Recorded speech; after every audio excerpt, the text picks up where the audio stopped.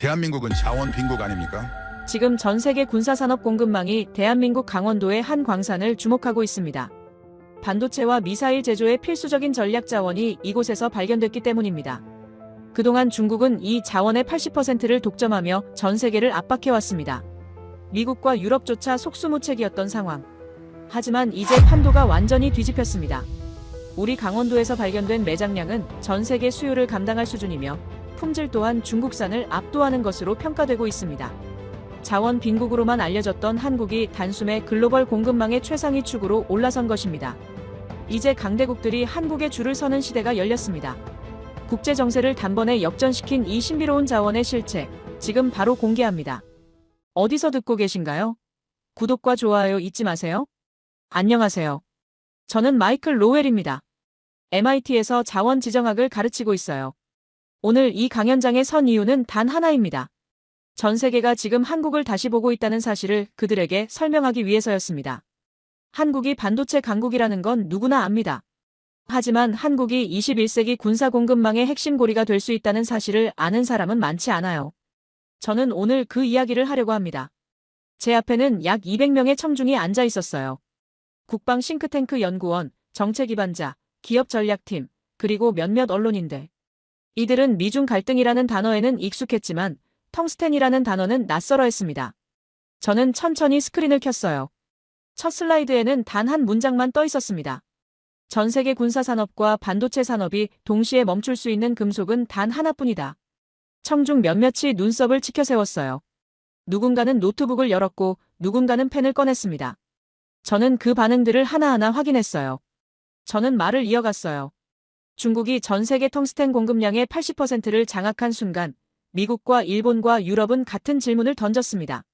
중국 없이도 우리는 이 체계를 유지할 수 있는가? 저는 청중을 둘러봤습니다. 그들은 숫자로 말하는데 익숙한 사람들이었어요. 데이터와 통계로 세상을 읽는 사람들이었죠. 그래서 저는 숫자부터 던졌습니다.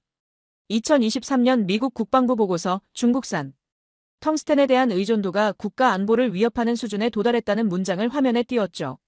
몇몇은 노트에 그 문장을 받아 적기 시작했어요. F-35 전투기 한 대를 만드는 데 필요한 텅스텐의 양은 약 1200kg입니다.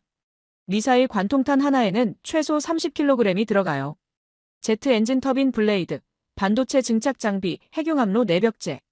이 모든 곳에 텅스텐이 쓰입니다. 왜냐하면 텅스텐의 녹는 점은 섭씨 3422도거든요. 철의 2배가 넘는 온도예요. 폭발이 일어나도 플라스마가 튀어도 텅스텐은 녹지 않습니다. 저는 잠시 말을 멈추고 청중의 반응을 살폈어요. 이제 그들의 표정이 달라지고 있었습니다. 단순한 금속 이야기가 아니라는 걸 깨닫기 시작한 거죠. 저는 청중에게 물었어요.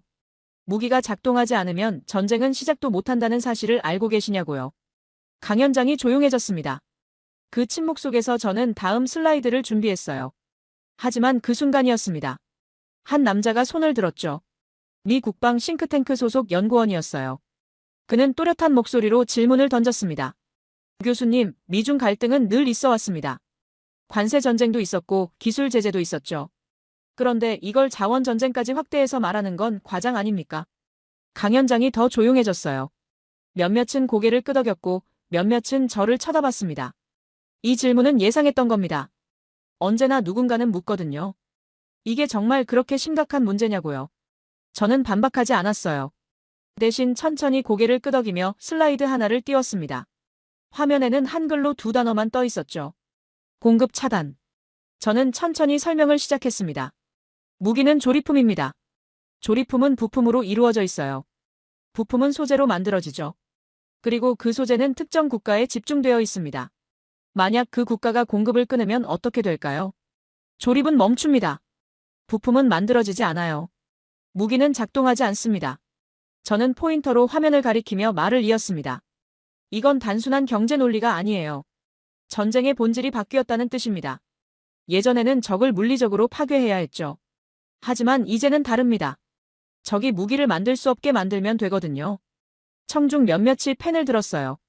누군가는 노트북을 열어 타이핑을 시작했습니다. 저는 다음 슬라이드를 넘겼어요. 2010년 센카쿠 열도 분쟁 당시 중국이 일본의 히토류 수출을 중단했던 사례가 떴습니다. 단 2달 만에 일본 전자산업이 마비 직전까지 갔던 사건이었죠. 저는 청중에게 말했습니다. 이건 과장이 아니라 이미 일어난 일이라고요. 그리고 텅스텐은 히토류보다 훨씬 더 집중되어 있습니다. 중국 한 나라가 80%를 쥐고 있으니까요. 저는 그 숫자를 강조했어요. 80%. 이건 단순한 시장 점유율이 아니라 생사를 쥔 비율입니다. 아까 질문을 던졌던 연구원은 입을 다물었어요. 저는 말을 이었습니다. 21세기 전쟁은 총성이 아니라 부품 목록에서 끝납니다. 미사일을 쏘지 않아도 이길 수 있어요. 그냥 소재 공급을 끊으면 되니까요. 상대는 전투기를 띄울 수 없고 미사일을 만들 수 없습니다. 이게 바로 공급 차단 전략입니다. 저는 그 단어를 다시 한번 천천히 발음했어요. 공급 차단. 이 두 단어가 21세기 패권을 결정한다고요. 강연장은 더 조용해졌어요. 저는 다음 슬라이드를 띄웠어요. 미국 국방부가 지정한 35개 핵심 광물 목록이었습니다. 그중 텅스텐은 최상위 등급에 속했죠. 대체 불가능, 수입 의존도 극대, 공급 중단 시 국가 안보 직접 위협. 이 세 가지 조건을 모두 만족하는 광물이었어요.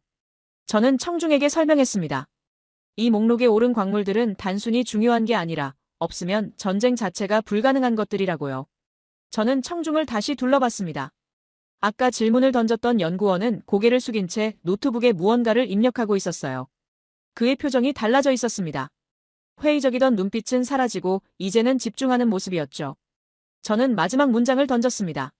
사람들이 흔히 생각하는 전쟁은 탱크와 전투기가 부딪히는 장면일 겁니다. 하지만 진짜 전쟁은 그 이전에 끝나요.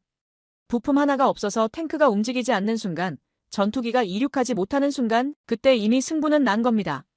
저는 다음 슬라이드를 준비했습니다. 한국 이야기를 시작할 차례였어요. 하지만 그 순간 뒷좌석에서 손이 올라갔습니다. 월스트리트 자원 분석팀 소속 애널리스트였어요. 그는 노트북을 덮으며 말했습니다. 교수님, 이해는 됩니다. 텅스텐이 중요하다는 것도 공급 차단이 위협이라는 것도요. 하지만 한국은 자원 빈국으로 알려져 있지 않습니까? 기술은 몰라도 자원 이야기는 무리 아닌가요? 강연장이 또 조용해졌어요. 이번엔 동의하는 분위기였습니다. 몇몇은 고개를 끄덕였고 누군가는 팔짱을 꼈어요. 저는 그 반응을 예상했습니다. 한국하면 떠오르는 이미지는 반도체, 자동차, K-팝이었죠. 자원은 없어요. 그게 상식이었으니까요. 저는 천천히 고개를 끄덕였습니다. 좋은 질문이라고요. 저는 슬라이드를 하나 띄웠어요. 화면에 1960년대 흑백 사진이 떴습니다. 광부들이 검은 돌을 캐고 있었어요. 헬멧을 쓴 남자들, 땀에 젖은 작업복, 어둡고 좁은 갱도. 그 옆에는 항구 사진이 있었습니다. 배에 실리는 검은 돌덩이들, 크레인, 부두 노동자들. 저는 포인터로 그 돌을 가리키며 말했습니다. 이 돌이 1960년대 한국 수출의 60%였습니다. 청중이 술렁였어요. 60%. 저는 그 숫자를 다시 한번 강조했어요. 한국 전체 수출액의 60%가 이 검은 돌에서 나왔다고요. 아까 질문을 던졌던 애널리스트는 화면을 응시하고 있었습니다. 저는 말을 이었어요. 이 돌의 이름은 텅스텐이었습니다. 저는 다음 슬라이드를 넘겼습니다. 1965년 한국 광물 수출 통계가 떴어요. 텅스텐 광석 수출액 2,400만 달러. 당시 한국 전체 수출액이 1억 7,500만 달러였으니까 정확히는 약 14%였죠. 하지만 정제된 텅스텐까지 합치면 그 비율은 훨씬 높아졌습니다. 저는 청중에게 설명했어요. 1960년대 한국에서 외화를 벌 수 있는 방법은 많지 않았다고요. 농산물, 섬유, 그리고 광물. 그 중에서도 텅스텐은 단연 1위였습니다. 강연장이 조용해졌어요. 이제 아무도 팔짱을 끼지 않았습니다. 저는 슬라이드를 하나 더 넘겼어요. 상동광산 입구 사진이었습니다. 1916년 개광, 1945년 해방 후 미군정이 접수, 1950년 한국전쟁으로 폐쇄, 1952년 재개. 이 광산은 한국 현대사를 그대로 관통했어요. 일제강점기에는 일본이 전쟁 물자로 썼고 해방 후에는 한국 경제의 버팀목이 됐습니다. 저는 청중에게 물었어요. 한국이 고속도로를 깔고 제철소를 세우고 중공업을 시작할 수 있었던 이유가 뭐라고 생각하시냐고요. 청중 몇몇이 고개를 갸웃했습니다. 저는 대답했습니다. 외화였어요. 돈이 있어야 기계를 사고 기술을 들여오고 공장을 지을 수 있었죠. 그 외화의 상당 부분이 바로 이 검은 돌에서 나왔습니다. 저는 다음 슬라이드를 띄웠어요. 1970년대 포항제철소 건설 현장 사진이었습니다. 저는 설명을 이었습니다. 철강 산업은 고온을 견뎌야 해요. 용광로 내부는 섭씨 1500도가 넘습니다. 그 온도에서도 녹지 않는 금속이 필요했죠. 바로 텅스텐이었어요. 한국은 텅스텐을 팔아서 제철소를 짓고 그 제철소에서 만든 철강으로 다시 산업을 키웠습니다. 이게 한국 산업화의 출발점이었어요. 저는 다음 슬라이드를 띄웠습니다. 화면에는 한 문장만 떠 있었죠. 한국은 자원이 없던 나라가 아니라 자원을 써본 나라였습니다. 강연장이 조용해졌어요. 저는 천천히 설명을 이었습니다. 자원이 없다는 건 두 가지 의미예요. 첫째는 땅속에 정말 아무것도 없는 경우입니다. 두 번째는 있긴 한데 캘 필요가 없는 경우죠. 저는 청중을 둘러봤습니다. 그들은 집중하고 있었어요. 저는 말을 이었습니다. 한국은 두 번째 경우였어요. 땅속에는 있었지만 다른 곳에서 싸게 공급되니까 굳이 캘 필요가 없었던 거죠. 하지만 그게 영원히 없다는 뜻은 아니었습니다. 저는 포인터로 화면을 가리켰어요. 한국은 텅스텐을 캐본 경험이 있습니다. 광산 운영 노하우가 축적돼 있어요. 지질 데이터도 보관돼 있고요. 정제 기술도 개발했죠. 이 모든 것이 사라지지 않고 남아 있었습니다. 저는 다음 슬라이드를 넘겼어요. 1960년대 상동 광산갱도 내부 사진이었습니다. 좁고 어두운 통로, 땀 흘리며 일하는 광부들, 손수레에 실린 텅스텐 원석. 저는 설명했습니다. 이 사람들이 캐낸 돌이 한국의 미래를 만들었어요. 고속도로의 첫 삽, 제철소의 첫 불, 중공업의 첫 걸음. 모두 여기서 시작됐죠. 저는 말을 이었습니다. 1960년대 한국은 텅스텐으로 먹고 살았어요. 그 돈으로 쌀을 사고 기계를 사고 공장을 지었습니다. 1970년대에는 그 경험을 바탕으로 제철소를 세웠죠. 고온에서 견디는 금속이 필요했는데 바로 텅스텐이었으니까요. 저는 포인터를 움직였습니다. 한국의 산업화는 반도체로 시작된 게 아니에요. 텅스텐으로 시작됐습니다. 반도체 산업도 그 위에서 자랐어요. 철강 산업이 있었고 중공업이 있었고 그 다음에 첨단 산업이 온 거죠. 뿌리는 바로 이 검은 돌이었습니다. 아까 질문을 던졌던 애널리스트는 이제 고개를 끄덕이고 있었어요. 저는 다음 슬라이드를 띄웠습니다. 2024년 현재 한국의 산업 지도였어요. 반도체, 자동차, 조선, 철강, 배터리. 저는 설명했습니다. 이 모든 산업이 고온 금속 처리 기술을 필요로 해요. 그 기술의 출발점이 바로 텅스텐이었죠. 1960년대 한국은 당장 먹고 사는 게 급했어요. 텅스텐을 파는 이유는 간단했습니다. 배고팠으니까요. 외화가 필요했으니까요. 하지만 그 과정에서 한국은 배웠습니다. 광산을 어떻게 운영하는지, 텅스텐을 어떻게 정제하는지, 고온 금속을 어떻게 다루는지. 이 모든 지식이 축적됐어요. 저는 슬라이드를 마지막 장으로 넘겼어요. 2024년 상동광산 재개발 프로젝트 로고가 떴습니다. 저는 청중을 둘러봤습니다. 저는 천천히 말했습니다. 한국은 자원 빈국이 아니에요. 자원을 묻어둔 나라였을 뿐입니다. 그리고 지금 그 자원을 다시 꺼낼 때가 왔어요. 왜냐하면 세상이 바뀌었으니까요. 중국이 공급을 무기화하기 시작했고 미국이 공급망을 재편하기 시작했죠. 그 중심에 한국이 있습니다. 저는 물을 한 모금 마셨어요. 청중의 표정이 완전히 달라져 있었습니다. 이제 그들은 한국을 다른 눈으로 보고 있었어요. 단순히 반도체 강국이 아니라 자원의 역사를 가진 나라로요. 자원을 이해하고 자원을 활용할 줄 아는 나라로 보기 시작했습니다. 그 광산이 왜 다시 열렸는지, 그리고 왜 전 세계가 주목하는지 설명할 차례였으니까요. 저는 다음 슬라이드를 준비하려던 참이었어요. 상동광산 재개발 이야기를 시작하려고요. 하지만 그때 왼쪽 앞자리에서 손이 올라갔습니다. 유럽경제연구소 소속 연구원이었어요. 그는 예의를 차리지 않았습니다. 직설적으로 물었죠. 교수님, 이해는 됩니다. 한국이 과거에 텅스텐 강국이었다는 것도요. 하지만 중국 덤핑으로 전부 무너졌지 않습니까? 광산들이 다 문 닫았고 산업도 사라졌어요. 그게 현실 아닌가요? 강연장이 술렁였습니다. 이번에는 동조하는 분위기가 더 강했어요. 아까까지 집중하던 분위기가 흔들리기 시작했죠. 저는 그 반응을 천천히 살폈어요. 이 질문도 예상했던 겁니다. 언제나 누군가는 묻거든요. 결국 망했잖아요. 실패한 거 아니냐고요. 저는 고개를 끄덕였습니다. 맞습니다. 한국은 가격 전쟁에서 졌습니다. 강연장이 더 술렁였어요. 몇몇은 놀란 표정을 지었고 몇몇은 승리한 듯 미소를 지었습니다. 저는 말을 이었어요. 1980년대 중국이 시장에 뛰어들면서 텅스텐 가격이 폭락했어요. 한국 광산들은 버틸 수 없었죠. 저는 슬라이드를 하나 띄웠습니다. 화면에는 그래프가 떴어요. 1980년부터 2000년까지 텅스텐 국제 가격 추이였습니다. 1980년 톤당 2만 달러였던 가격이 1990년대에는 5천 달러까지 떨어졌죠. 4분의 1 수준이었어요. 저는 포인터로 그 하락 곡선을 따라갔습니다. 이 곡선이 한국광산의 운명을 결정했다고요. 저는 다음 슬라이드를 넘겼습니다. 한국 텅스텐 광산 폐광 연도 목록이었어요. 1987년 강원도 모 광산, 1992년 충청도 모 광산, 1995년 경상도 모 광산, 그리고 마지막 2002년 상동 광산. 저는 청중에게 설명했습니다. 한국은 인건비에서 밀렸어요. 중국 광부의 임금은 한국의 10분의 1도 안 됐습니다. 규모에서도 밀렸죠. 중국 광산들은 한국보다 수십 배 컸어요. 아까 질문을 던진 연구원이 다시 말했습니다. 결국 경쟁력이 없었다는 얘기지 않습니까? 저는 고개를 끄덕였어요. 네, 당시 기준으로는 경쟁력이 없었습니다. 강연장이 조용해졌습니다. 이제 사람들은 제가 무슨 말을 하려는지 궁금해하기 시작했어요. 인정했으니까요.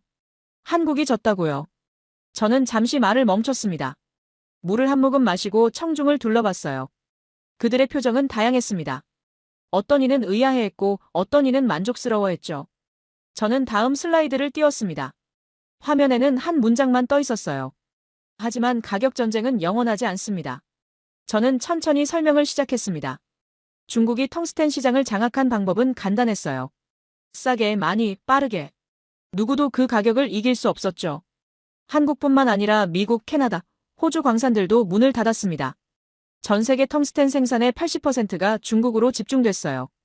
강연장이 술렁였습니다. 저는 말을 이었어요. 가격이 싸다는 건 좋은 일입니다. 하지만 공급자가 단 한 곳뿐이라면 그건 위험이에요. 특히 그 공급자가 언제든 공급을 끊을 수 있다면요. 청중 몇몇이 고개를 끄덕이기 시작했습니다. 저는 다음 슬라이드를 띄웠어요. 화면에는 2018년 미중 무역 전쟁 타임라인이 떴습니다. 관세 부과, 기술 제재, 화웨이 제재. 저는 설명했어요. 미국과 중국의 갈등이 심해지면서 미국 국방부는 보고서를 하나 냅니다. 핵심 광물 35개를 지정하고 각 광물의 중국 의존도를 계산했죠. 텅스텐은 최상위 등급이었어요. 대체 불가능, 중국 의존도 80% 이상, 공급 중단 시 국가 안보 직접 위협. 저는 청중을 둘러봤습니다. 중국은 시장을 장악했습니다. 하지만 구조를 만들지는 못했어요. 저는 다음 슬라이드를 넘겼습니다. 화면에는 공급망 구조도가 떴어요. 채굴, 정제, 가공, 제조, 완제품. 5단계였습니다. 저는 설명했어요. 중국은 채굴 단계를 장악했습니다. 하지만 정제 기술은 여전히 미국과 유럽이 우위였어요. 가공 기술은 일본이 앞섰죠. 그리고 제조와 완제품 단계에서는 한국이 강했습니다. 저는 포인터로 각 단계를 가리키며 설명했어요. 중국이 공급을 끊으면 어떻게 될까요? 미국은 원료를 못 구합니다. 하지만 중국도 문제예요. 정제 기술이 부족하면 고순도 텅스텐을 만들 수 없거든요. 반도체나 군사용으로 쓰려면 순도 99.95% 이상이어야 하는데 그 기술은 중국에 없었어요. 청중이 집중하기 시작했습니다. 저는 말을 이었어요. 그러니까 중국은 원료는 쥐고 있지만 완제품을 만들 수는 없습니다. 미국은 기술은 있지만 원료가 없어요. 이게 바로 공급망의 함정이에요. 누구 하나 혼자서는 끝낼 수 없는 구조죠. 저는 다음 슬라이드를 띄웠습니다. 화면에는 질문 하나가 떠 있었어요. 그렇다면 채굴부터 완제품까지 모두 할 수 있는 나라는 어디인가? 강연장이 조용해졌습니다. 저는 천천히 대답했어요. 한국입니다. 청중이 술렁였어요. 저는 설명을 이었습니다. 한국은 1960년대에 이미 텅스텐을 캐봤어요. 광산 운영 경험이 있고 지질 데이터가 있습니다. 1970년대에는 정제 기술을 개발했죠. 포항제철소 건설 과정에서 고온 금속 처리 기술을 익혔어요. 1980년대에는 가공 기술을 확보했고요. 그리고 지금은 반도체와 군사 장비를 만들고 있습니다. 저는 포인터로 화면의 5단계를 차례로 가리켰어요. 채굴, 정제, 가공, 제조, 완제품. 한국은 이 모든 단계를 다 해본 나라였습니다. 중국처럼 원료만 캐는 게 아니에요. 미국처럼 기술만 있는 것도 아니고요. 처음부터 끝까지 다 할 수 있는 구조를 가진 나라였죠. 아까 질문을 던진 연구원이 다시 손을 들었습니다. 그는 조심스럽게 물었어요. 그럼 왜 2002년에 광산을 닫았습니까? 저는 웃었습니다. 좋은 질문이라고요. 당시에는 필요가 없었으니까요. 중국이 싸게 공급하는데 굳이 비싼 돈 들여 캘 이유가 없었죠. 하지만 지금은 다릅니다. 저는 마지막 슬라이드를 띄웠어요. 2024년 상동광산 재개발 승인 뉴스 헤드라인이었습니다. 저는 청중을 둘러봤습니다. 이제 아무도 팔짱을 끼지 않았어요. 모두가 화면을 보고 있었죠. 저는 천천히 말했습니다. 한국은 광산을 닫았지만 능력을 잃지는 않았습니다. 데이터를 보관했고 기술을 유지했고 인력을 키웠어요. 그리고 지금 세상이 바뀌었습니다. 처음에 던진 질문, 왜 전부 망했냐는 질문의 답을 이제 그들도 알고 있었어요. 망한 게 아니라 기다린 거였다고요. 저는 다음 이야기를 준비했습니다. 그 광산에 무엇이 묻혀 있는지, 그리고 왜 그것이 세상을 바꿀 수 있는지 설명할 차례였으니까요. 저는 다음 슬라이드를 띄우려고 했습니다. 상동광산의 매장량 데이터를 보여줄 차례였어요. 그 광산에 무엇이 묻혀 있는지, 그 숫자가 얼마나 세상을 바꿀 수 있는지 설명하려고요. 하지만 그 순간 오른쪽 중간 자리에서 손이 올라갔습니다. 일본 경제산업성 출신 관료였어요. 그는 천천히 일어섰습니다. 그의 목소리는 차분했어요. 하지만 질문은 날카로웠죠. 교수님 말씀은 흥미롭습니다. 한국이 텅스텐 역사를 가지고 있다는 것도 공급망 구조를 이해한다는 것도요. 하지만 핵심은 이거 아닙니까? 상동광산의 소유권은 캐나다 기업입니다. 그렇다면 한국은 결국 임대만 해주는 나라 아닙니까? 강연장에 웅성임이 퍼졌습니다. 저는 그 반응을 살폈어요. 맞는 말이다 라는 공기가 흐르고 있었죠. 자원 전쟁에서 소유권은 곧 권력이라는 상식이 작동하기 시작했어요. 석유를 생각해보세요. 사우디아라비아가 강한 이유는 땅속에 석유가 있기 때문이죠. 소유권이 힘이었습니다. 저는 즉각 반박하지 않았어요. 좋은 질문입니다. 그럼 저도 질문 하나 드리겠습니다. 강연장이 조용해졌어요. 저는 청중을 둘러보며 물었습니다. 여러분은 석유를 가진 나라와 석유 가격을 결정하는 나라, 어느 쪽이 더 강하다고 보십니까? 정적이 흘렀어요. 누군가는 펜을 멈췄고 누군가는 고개를 갸웃했습니다. 저는 슬라이드를 넘겼습니다. 화면에는 세 단어가 떠 있었어요. 소유권, 통제권, 병목점. 저는 포인터로 첫 번째 단어를 가리켰습니다. 소유권은 자산입니다. 땅 문서를 가진 거죠. 하지만 자산이 곧 권력은 아니에요. 저는 두 번째 단어로 포인터를 옮겼습니다. 통제권은 권력입니다. 정제하고 가공하고 공급을 조절하는 능력이죠. 저는 세 번째 단어를 가리켰어요. 병목점은 지배력입니다. 군수산업과 반도체 산업으로 가는 유일한 길목을 장악하는 거예요. 저는 청중을 둘러봤습니다. 아까 질문을 던진 관료는 팔짱을 낀 채 저를 보고 있었어요. 저는 말을 이었습니다. 상동광산은 캐나다 회사가 소유하고 있습니다. 맞습니다. 저는 그 사실을 인정했어요. 하지만 질문은 이겁니다.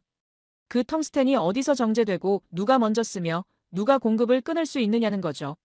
저는 다음 슬라이드를 띄웠습니다. 화면에는 계약 조건이 떴어요. 생산량의 55% 이상을 한국이 우선 공급받습니다. 저는 그 숫자를 강조했어요. 55%. 이건 단순한 숫자가 아니에요. 과반이죠. 캐나다 기업이 광산을 소유하고 있지만 생산된 텅스텐의 절반 이상은 한국으로 먼저 옵니다. 저는 다음 슬라이드를 넘겼습니다. 정제시설 위치 지도가 떴어요. 강원도, 충청도, 경상도. 세 곳 모두 한국 땅이었습니다. 저는 설명했어요. 텅스텐 원석을 캐내는 것과 쓸 수 있게 만드는 건 완전히 다른 일입니다. 순도 99.95% 이상으로 정제하려면 고온 처리 기술이 필요해요. 그 기술을 가진 시설이 전부 한국에 있죠. 아까 질문을 던진 관료가 다시 손을 들었습니다. 그는 물었어요. 그럼 캐나다는 왜 그런 조건을 받아들였습니까? 저는 웃으며 대답했어요. 캐나다 기업 입장에서는 광산만 운영하면 되니까요. 정제도 가공도 판매도 한국이 알아서 합니다. 리스크는 줄고 수익은 보장되죠. 저는 슬라이드를 하나 더 넘겼어요. 최종 수요처 목록이 떴습니다. 삼성전자 반도체 공장, 현대로템 군수 공장, 한화방산 시설. 저는 포인터로 하나하나 가리켰어요. 정제된 텅스텐은 여기로 갑니다. 반도체 증착 장비에 들어가고 미사일 관통탄으로 만들어지고 전투기 엔진 부품이 되죠. 이 모든 곳이 한국이에요. 저는 청중을 둘러보며 말을 이었어요. 이 구조에서 캐나다는 광산 주인입니다. 하지만 한국은 스위치를 쥔 나라죠. 정제를 멈추면 캐나다는 원석만 쌓입니다. 가공을 멈추면 반도체 공장도 군수 공장도 멈춰요. 저는 다음 슬라이드를 띄웠습니다. 화면에는 한 문장만 떠 있었어요. 자원 전쟁에서 이기는 쪽은 땅 문서를 가진 나라가 아니라 공급을 멈출 수 있는 나라입니다. 강연장이 조용해졌습니다. 저는 그 침묵을 기다렸어요. 이 문장이 그들의 머릿속에 새겨지길 바라면서요. 저는 천천히 설명을 이었습니다. 사우디아라비아는 석유를 소유하고 있어요. 하지만 석유 가격을 결정하는 건 누구인가요? 뉴욕 선물 시장입니다. 정제소는 미국과 유럽에 더 많고 최종 소비는 전 세계에서 일어나죠. 사우디는 생산자지만 가격 결정자는 아니에요. 1970년대 석유 파동 때 사우디가 생산을 줄였어요. 가격이 4배 올랐죠. 하지만 그게 영원히 지속될 수 없었던 이유가 뭘까요? 소비국들이 정제 기술을 가지고 있었고 다른 공급처를 찾기 시작했으니까요. 소유권만으로는 영원한 통제가 불가능했던 겁니다. 청중이 집중했습니다. 텅스텐도 마찬가지입니다. 중국이 80%를 생산하지만 그걸 무기로 쓸 수 있게 만드는 기술은 한국과 미국에 있어요. 중국은 원석을 팔지만 고순도 정제는 못합니다. 그래서 중국산 텅스텐도 결국 한국이나 미국 정제소를 거쳐야 하죠. 청중 몇몇이 고개를 끄덕였습니다. 저는 다음 슬라이드를 띄웠어요. 상동광산 계약서의 핵심 조항이 떴습니다.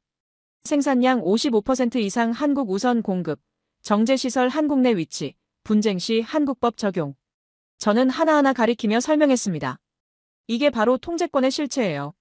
캐나다는 땅 문서를 가졌지만 그 광산에서 나온 텅스텐이 무기가 되고 반도체가 되는 과정, 그 모든 단계를 한국이 장악하고 있어요. 이게 바로 병목점입니다. 청중이 집중하기 시작했습니다. 아까 질문을 던진 관료가 다시 손을 들었습니다. 그는 이번에는 확인하듯 물었어요. 그렇다면 한국이 정제를 거부하면 캐나다는 손해를 보는 겁니까? 저는 고개를 끄덕였습니다. 맞습니다. 원석만으로는 팔 곳이 제한적이에요. 중국에 팔 수도 있지만 중국도 정제 기술이 부족하죠. 결국 한국으로 다시 와야 합니다. 80%를 생산하는 중국조차 이 병목점을 넘지 못해 한국의 눈치를 봅니다. 저는 설명을 이었어요. 그래서 캐나다 기업은 한국과의 계약을 중요하게 생각합니다. 55% 우선 공급, 한국 정제소 사용, 한국 기업 우선 판매. 이 조건들이 없으면 광산 운영 자체가 어려워지니까요. 청중은 완전히 이해한 표정이었어요. 청중의 표정이 완전히 달라져 있었습니다. 처음에 던진 질문, 한국은 임대만 해주는 나라 아니냐는 질문의 답을 이제 그들도 알고 있었어요. 임대가 아니라 통제였다고요. 소유권보다 중요한 건 통제. 저는 다음 이야기를 준비했습니다. 이 구조가 왜 미국을 움직였는지, 그리고 한국이 왜 선택받았는지 설명할 차례였으니까요. 저는 다음 슬라이드를 준비했습니다. 한국의 통제권 이야기를 마무리하고 이제 숫자로 넘어갈 차례였어요. 상동광산에 묻혀있는 매장량, 그 규모가 얼마나 세상을 바꿀 수 있는지 설명하려고요. 하지만 그 전에 하나 더 설명해야 할 게 있었습니다. 왜 미국이 움직였는가? 왜 전 세계가 한국을 주목하기 시작했는가? 저는 슬라이드를 넘겼습니다. 화면에는 2023년 12월 미국 국방부 보고서 표지가 떴어요. 중국산 전략 광물 사용 금지 지침. 저는 포인터로 제목을 가리켰습니다. 이 보고서가 나온 날, 펜타곤은 모든 방산 기업에 긴급 통지를 보냈어요. 앞으로 군사용 텅스텐은 중국산을 쓸 수 없다고요. 청중이 술렁였습니다. 누군가는 노트북을 열어 검색을 시작했고 누군가는 옆 사람과 속삭였어요. 표면적 이유는 간단했어요. 공급망 안보. 하지만 진짜 이유는 따로 있었죠. 저는 다음 슬라이드를 띄웠습니다. 화면에는 2022년 8월 대만 해협 봉쇄 훈련 사진이 떴어요. 중국 해군 함정들이 대만을 둘러싸고 있었습니다. 이 훈련이 끝나고 일주일 뒤 미국 합참의장이 의회에서 증언했습니다. 만약 중국이 실제로 대만을 봉쇄하면 미국은 72시간 안에 대응해야 한다고요. 그런데 문제가 있었죠. 미국 방산 재고 현황 그래프가 떴어요. AGM-158 미사일, 현재 재고 2,400발. 월간 생산량 60발. 저는 포인터로 숫자를 가리켰습니다. 전면전이 벌어지면 이 재고는 일주일이면 바닥난다는 계산이 나왔어요. 그럼 어떻게 될까요? 증산해야죠. 청중은 집중하고 있었습니다. 저는 말을 이었어요. 미사일 하나를 만드는데 텅스텐 관통탄 부품이 들어갑니다. 월간 60발을 300발로 늘리려면 텅스텐 공급량을 5배 늘려야 해요. 그런데 미국 내 텅스텐 정제 능력은 한계가 있었습니다. 결국 수입에 의존할 수밖에 없죠. 화면에는 2022년 미국 텅스텐 수입 출처 파이 차트가 떴습니다. 중국 67%, 베트남 12%, 기타 21%. 저는 포인터로 중국 부분을 가리켰어요. 문제는 이겁니다. 전쟁 상대가 공급자라는 거죠. 청중이 술렁였습니다. 만약 중국과 전쟁이 벌어지면 중국은 당연히 텅스텐 수출을 중단할 겁니다. 그럼 미국은 미사일 생산을 늘릴 수 없어요. 재고가 바닥나면 전쟁을 계속할 수 없죠. 이게 바로 펜타곤이 악몽처럼 여긴 시나리오였습니다. 저는 잠시 말을 멈추고 청중을 둘러봤어요. 그들의 표정이 굳어지기 시작했습니다. 저는 다음 슬라이드를 띄웠어요. 화면에는 시뮬레이션 결과가 떴습니다. 대만 해협 전면전 시나리오. 미국 재고 고갈, 중국 공급 차단, 증산 불가. 저는 포인터로 마지막 줄을 가리켰습니다.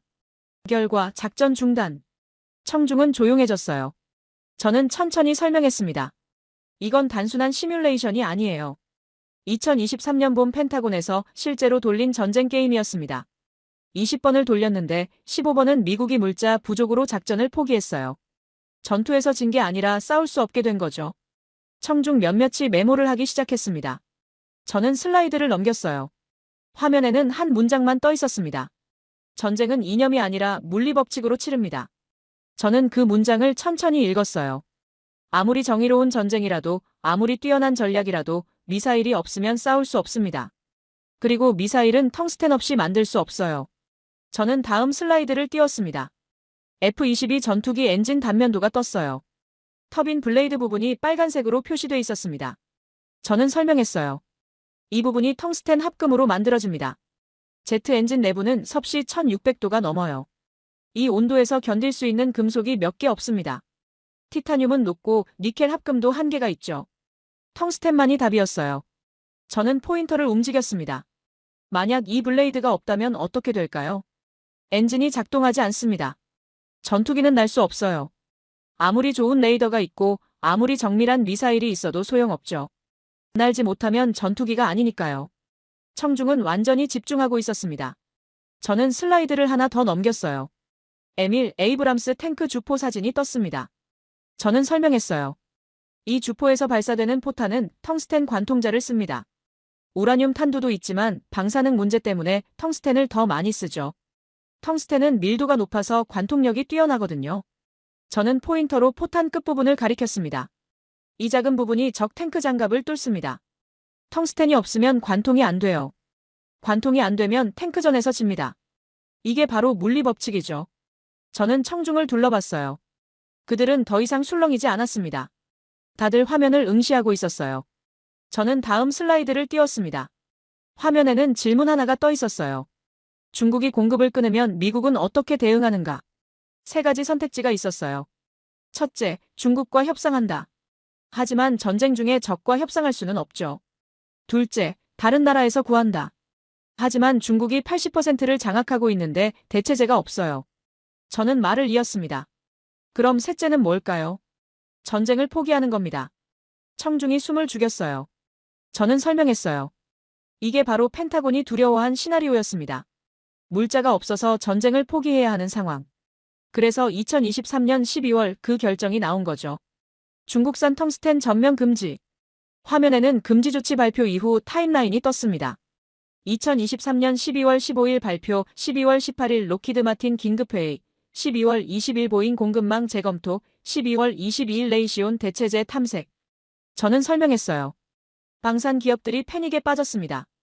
당장 다음 달부터 중국산을 못 쓰는데 대체제가 없었으니까요.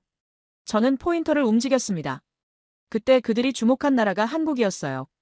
왜냐하면 한국은 정제 능력이 있고 상동광산 재개발이 진행 중이었으니까요. 게다가 계약 조건에 55% 우선 공급권이 있었죠. 미국 기업들은 한국에 러브콜을 보내기 시작했습니다. 저는 마지막 슬라이드를 띄웠어요. 화면에는 2024년 1월 워싱턴 DC에서 열린 한미방산협력회의 사진이 떴습니다. 저는 설명했습니다. 이 회의에서 미국 국방부 차관이 직접 나왔어요. 그리고 한국에 요청했습니다. 텅스텐 공급을 안정적으로 보장해달라고요. 청중은 완전히 이해한 표정이었습니다. 처음에는 한국이 자원 빈국이라고 생각했죠. 그런데 이제는 다르게 보고 있었어요. 미국이 요청하는 나라, 전쟁을 좌우할 수 있는 나라로요. 저는 다음 이야기를 준비했습니다. 저는 슬라이드를 넘겼습니다. 이제 숫자를 보여줄 차례였어요. 상동광산에 정확히 얼마나 묻혀 있는지, 그리고 그 숫자가 왜 세상을 바꿀 수 있는지. 화면에는 지질조사 보고서가 떴습니다. 2024년 3월 캐나다 지질조사 기업이 발표한 최종 평가서였죠. 저는 포인터로 한 줄을 가리켰어요. 확인 매장량 5,800만 톤. 청중이 술렁였습니다. 누군가는 노트에 숫자를 적었고 누군가는 고개를 갸웃했어요. 저는 그 반응을 예상했습니다. 5,800만 톤이라는 숫자가 얼마나 큰 건지 감이 안 오는 거죠. 저는 다음 슬라이드를 띄웠습니다. 화면에는 비교표가 떴어요. 2023년 전 세계 텅스텐 생산량 연간 8만 5천 톤. 저는 포인터로 두 숫자를 오가며 설명했습니다. 상동광산 하나에 묻힌 양이 전 세계가 1년에 쓰는 양의 680배예요. 다르게 말하면 현재 소비 속도로 계산했을 때 이 광산 하나로 전 세계를 680년 동안 먹여 살릴 수 있다는 겁니다. 강연장이 조용해졌어요. 저는 말을 이었습니다. 물론 680년 동안 캘 수는 없어요. 채굴 가능한 깊이에 한계가 있고 경제성도 따져야 하니까요. 하지만 보수적으로 잡아도 최소 50년은 생산할 수 있다는 계산이 나왔습니다. 50년. 저는 그 숫자를 강조했어요. 이게 무슨 의미인지 아시나요? 저는 다음 슬라이드를 띄웠습니다. 화면에는 중국 텅스텐 광산 목록이 떴어요. 장시성, 후난성, 광둥성. 저는 설명했어요. 중국도 광산이 많습니다. 하지만 문제가 있어요. 채굴 연한이 대부분 20년에서 30년이에요. 품위도 점점 낮아지고 있죠. 그런데 한국은 한 곳에서 50년을 버틸 수 있습니다. 저는 포인터를 움직였습니다. 게다가 더 중요한 게 있어요. 품위입니다. 청중 몇몇이 고개를 갸웃했어요. 저는 설명을 이었습니다. 품위는 광석 1톤에 들어있는 텅스텐의 비율이에요. 품위가 높을수록 적게 캐내도 많이 얻을 수 있죠. 저는 다음 슬라이드를 띄웠습니다. 화면에는 품위 비교표가 떴어요. 중국 평균 품위 0.3%, 상동광산 품위 0.7%. 저는 두 숫자를 가리켰습니다. 2배 이상 차이가 나요. 무슨 뜻이냐면 같은 양을 캐더라도 한국에서는 중국보다 2배 많은 텅스텐을 얻을 수 있다는 겁니다. 저는 구체적인 계산을 보여줬습니다. 광석 1000톤을 캔다고 가정해 볼게요. 중국 광산에서는 텅스텐 3톤이 나옵니다. 상동광산에서는 7톤이 나와요. 같은 노력으로 2배 이상 생산할 수 있죠. 이게 바로 품위의 힘입니다. 저는 잠시 말을 멈추고 청중을 둘러봤어요. 그들의 표정이 달라지기 시작했습니다. 저는 슬라이드를 넘겼어요. 화면에는 생산비용 분석이 떴습니다. 중국 광산 평균 생산비, 톤당 1만 2천 달러. 상동광산 예상 생산비, 톤당 8,500달러. 저는 설명했어요. 품위가 높으니까 비용도 낮아집니다. 같은 양을 얻는데 중국은 더 많이 캐야 하지만 한국은 적게 캐도 되니까요. 저는 포인터로 숫자를 가리켰습니다. 이 차이가 뭘 의미할까요? 경쟁력입니다. 중국이 가격을 낮춰서 공격해도 한국은 버틸 수 있어요. 생산비 자체가 낮으니까요. 청중 몇몇이 고개를 끄덕였습니다. 저는 말을 이었어요. 1980년대 중국 덤핑으로 한국 광산들이 무너졌던 이유를 기억하시나요? 중국이 너무 싸게 팔았기 때문이죠. 하지만 지금은 다릅니다. 상동광산은 품위가 높아서 중국과 가격 경쟁을 할 수 있어요. 아니, 오히려 더 싸게 생산할 수 있죠. 강연장이 술렁였습니다. 저는 다음 슬라이드를 띄웠어요. 화면에는 질문 하나가 떴습니다. 이 정도 규모면 중국 없이도 버틸 수 있는가? 저는 천천히 대답했습니다. 네, 버틸 수 있습니다. 아니, 버티는 정도가 아니에요. 판을 바꿀 수 있습니다. 저는 계산을 보여줬어요. 현재 한국과 미국, 일본, 유럽의 연간 텅스텐 소비량을 합치면 약 4만 톤입니다. 상동광산에서 연간 1만 톤만 생산해도 그들 수요의 25%를 충족할 수 있어요. 5,800만 톤 매장량이니까 이론적으로는 5,800년 동안 생산할 수 있죠. 물론 비현실적인 계산이지만 요점은 이겁니다. 규모가 압도적이라는 거예요. 저는 슬라이드를 하나 더 넘겼습니다. 화면에는 시나리오가 떴어요. 만약 중국이 내일 당장 수출을 중단한다면 저는 포인터로 각 항목을 가리켰습니다. 미국은 6개월 안에 재고가 바닥납니다. 일본은 3개월, 유럽은 4개월. 하지만 한국이 상동광산을 가동하면 이야기가 달라져요. 저는 설명을 이었습니다. 한국은 자체 공급이 가능합니다. 그리고 우선 공급 계약에 따라 미국과 일본에도 공급할 수 있어요. 물론 중국만큼 많이는 못 줍니다. 하지만 핵심은 이거예요. 중국의 독점이 깨진다는 겁니다. 화면에는 협상력 구조도가 떴어요. 2023년 상황과 2026년 예상 상황이 나란히 놓여 있었습니다. 저는 비교했어요. 2023년에는 중국이 80%를 장악하고 있었죠. 그래서 중국이 가격을 정했습니다. 하지만 2026년 상동광산이 가동되면 중국 점유율은 65%로 떨어져요. 저는 포인터를 움직였습니다. 15% 차이가 별거 아닌 것 같지만 엄청난 변화예요. 왜냐하면 그 15%가 한국, 미국, 일본의 급한 불을 끄는 물량이니까요. 중국이 공급을 끊어도 최소한의 생산은 유지할 수 있게 되는 거죠. 청중은 완전히 이해한 표정이었습니다. 저는 슬라이드를 넘겼어요. 화면에는 2024년 5월 일본 경제산업성 장관의 발언이 떴습니다. 한국의 상동광산 재개는 동아시아 공급망 안보의 게임 체인저다. 저는 그 문장을 읽었어요. 일본이 이렇게 말한 이유는 간단합니다. 중국 의존도를 낮출 수 있는 현실적 대안이 생겼으니까요. 저는 다음 슬라이드를 띄웠습니다. 화면에는 유럽연합 집행위원회 보고서가 떴어요. 2024년 7월 발표된 핵심 광물 전략이었습니다. 저는 포인터로 한 문장을 가리켰어요. 한국을 전략적 파트너로 지정한다. 청중이 술렁였습니다. 저는 설명했어요. 유럽도 똑같은 고민을 하고 있었어요. 중국 의존도가 너무 높다는 거죠. 그래서 대안을 찾았는데 상동광산이 그 답이었습니다. 규모도 크고 품위도 높고 게다가 동맹국이니까요. 저는 잠시 말을 멈추고 물을 마셨습니다.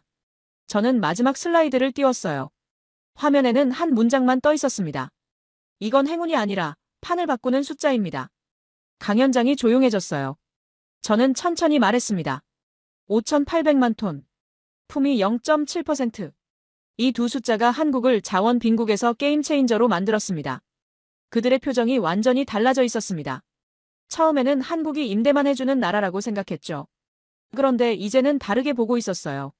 미국이 의존하는 나라, 일본이 파트너로 삼는 나라, 유럽이 전략적 동맹으로 삼는 나라로요. 저는 다음 슬라이드를 준비했습니다. 매장량과 품위 이야기를 마무리하고 이제 마지막 질문으로 넘어갈 차례였어요. 한국은 왜 다른 자원 부국들처럼 망하지 않았는가? 아니, 더 정확히 말하면 왜 망하지 않을 것인가? 저는 슬라이드를 넘겼습니다. 화면에는 아프리카 지도가 떴어요. 콩고민주공화국이 빨간색으로 표시돼 있었습니다. 저는 포인터로 그 나라를 가리켰어요. 콩고는 세계 최대 코발트 생산국입니다. 전 세계 공급량의 70%를 차지하죠. 전기차 배터리의 필수적인 광물이에요. 저는 다음 슬라이드를 띄웠어요. 콩고의 1인당 GDP 그래프가 나왔습니다. 1960년 독립 이후 지금까지 거의 변화가 없었어요. 아니, 오히려 떨어졌죠. 코발트로 벌어들이는 돈이 연간 50억 달러가 넘는데 국민들은 여전히 가난합니다. 이게 바로 자원의 저주예요. 저는 말을 이었어요. 자원의 저주는 간단합니다. 땅속에서 귀한 게 나오면 그걸 팔아서 돈을 벌죠. 하지만 그 돈이 국민에게 돌아가지 않고 소수에게 집중돼요. 산업도 발전하지 않습니다. 굳이 공장을 지을 필요가 없으니까요. 땅만 파면 돈이 되니까요. 청중 몇몇이 고개를 끄덕였습니다. 저는 슬라이드를 넘겼습니다. 남미 지도가 떴어요. 베네수엘라가 표시돼 있었습니다. 저는 설명했어요. 베네수엘라는 세계 최대 석유 매장국입니다. 사우디아라비아보다 많아요. 하지만 어떻게 됐나요? 2010년대 석유 가격이 폭락하자 경제가 붕괴했습니다. 하이퍼인플레이션, 식량난, 대규모 탈출. 자원에만 의존한 대가였죠. 이 나라들의 공통점이 뭘까요? 원료를 그대로 팝니다. 정제하지 않아요. 가공하지 않고요. 완제품도 만들지 않습니다. 그냥 땅에서 캐서 외국에 팔죠. 그러면 부가가치는 다른 나라가 가져갑니다. 강연장이 조용해졌어요. 저는 다음 슬라이드를 띄웠습니다. 화면에는 대조구조도가 떴어요. 왼쪽에는 콩고, 오른쪽에는 한국. 저는 비교했습니다. 콩고는 코발트 원석을 중국에 팔아요. 톤당 2만 달러. 중국은 그걸 정제해서 배터리 소재로 만듭니다. 톤당 15만 달러. 그리고 배터리를 만들어 전기차에 넣죠. 부가가치는 수십 배로 늘어납니다. 저는 오른쪽을 가리켰어요. 한국은 다릅니다. 텅스텐 원석을 캐내면 한국 땅에서 정제합니다. 순도 99.95%로 만들어요. 그걸 한국 기업이 가공해서 반도체 부품으로 만들죠. 그리고 삼성이나 SK가 반도체를 생산합니다.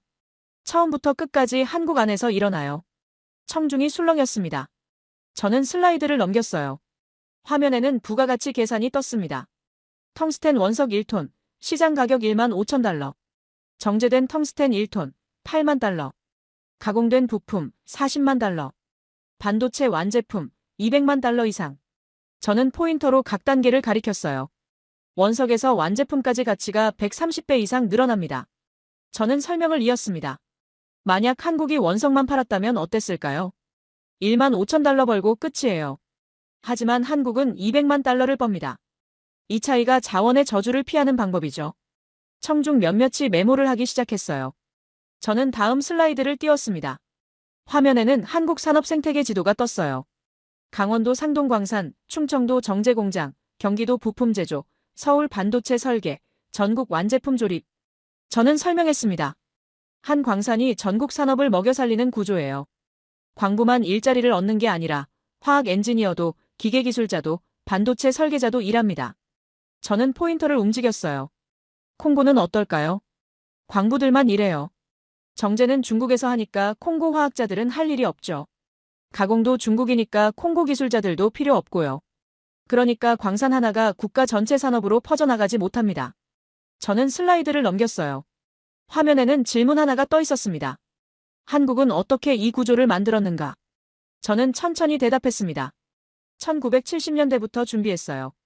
포항제철소를 지을 때 고온 금속 기술을 배웠죠. 그게 텅스텐 정제 기술의 기반이 됐습니다. 1980년대에는 반도체 산업이 시작됐습니다.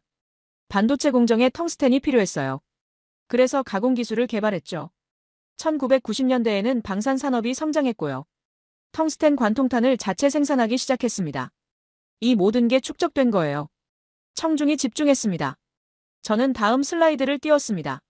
화면에는 타임라인이 떴어요. 1970년 제철, 1980년 반도체, 1990년 방산, 2000년 핵융합 연구, 2024년 광산 재개발. 저는 포인터로 화살표를 그으며 설명했어요. 50년 동안 한 단계씩 쌓아 올린 겁니다. 광산을 닫았을 때도 기술은 버리지 않았어요. 계속 축적했죠. 그래서 지금 한국은 원료부터 무기까지 한 나라에서 끝낼 수 있어요. 텅스텐을 캐서 정제하고 가공해서 반도체와 미사일을 만듭니다. 이 모든 과정이 한국 안에서 일어나죠. 이게 바로 수직 계열화예요. 강연장이 조용해졌습니다.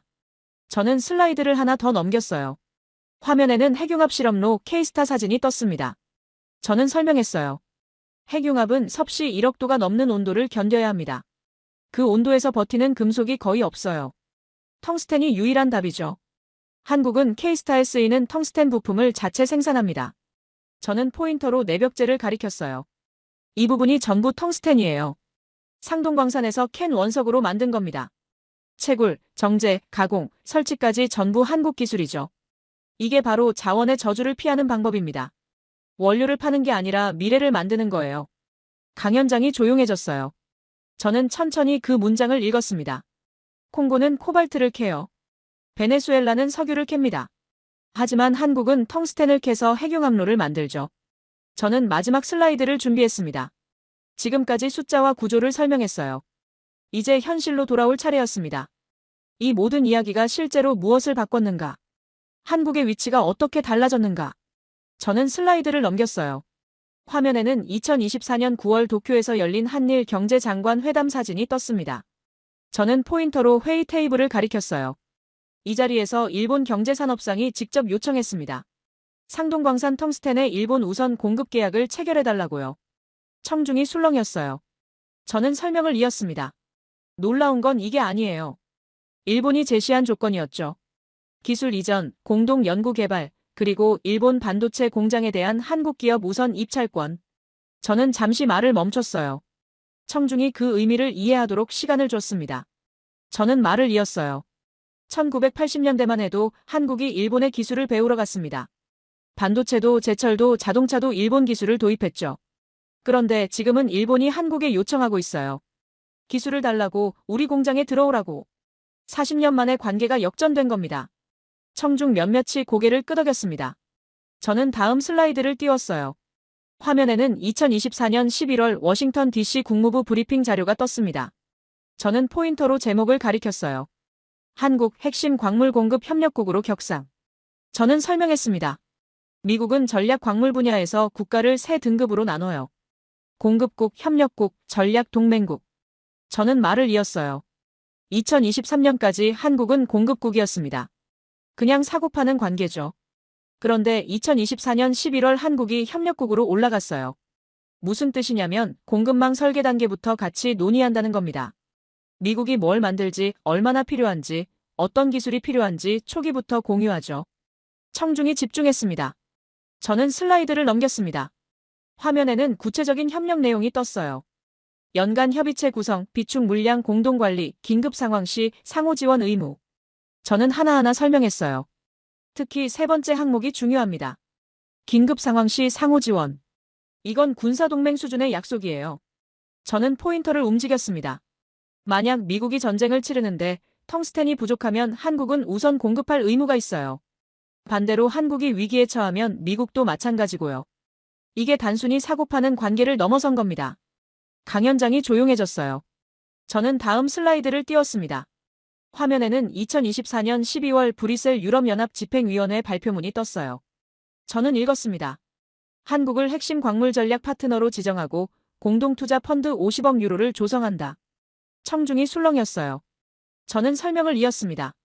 50억 유로는 약 6조 원이에요. 이 돈으로 뭘 하느냐?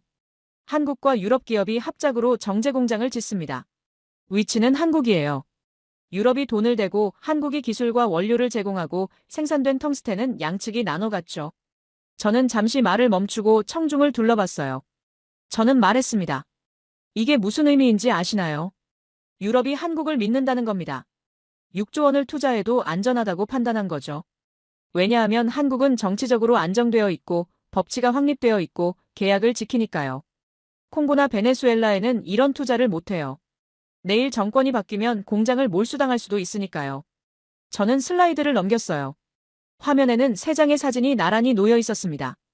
일본 장관, 미국 국무부 차관, 유럽연합 집행위원. 저는 설명했어요. 이 세 사람이 2024년 한 해 동안 서울을 방문했습니다. 같은 목적이었죠. 텅스텐 공급 협력. 저는 포인터로 각 사진을 가리켰습니다. 10년 전만 해도 한국이 이들을 찾아갔어요. 제발 우리 제품을 사달라고, 우리 기술을 써달라고. 그런데 지금은 그들이 한국을 찾아옵니다. 제발 우리에게 팔아달라고, 우리와 계약해달라고. 이게 바로 협상력의 변화예요. 청중은 완전히 이해한 표정이었습니다.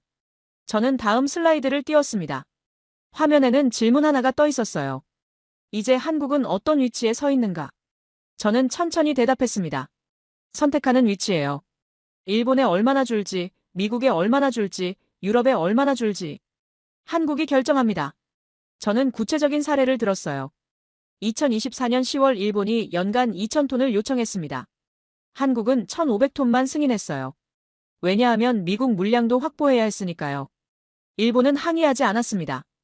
대신 다음에 계약 조건을 더 좋게 제시하겠다고 했죠. 이게 바로 선택권의 힘입니다.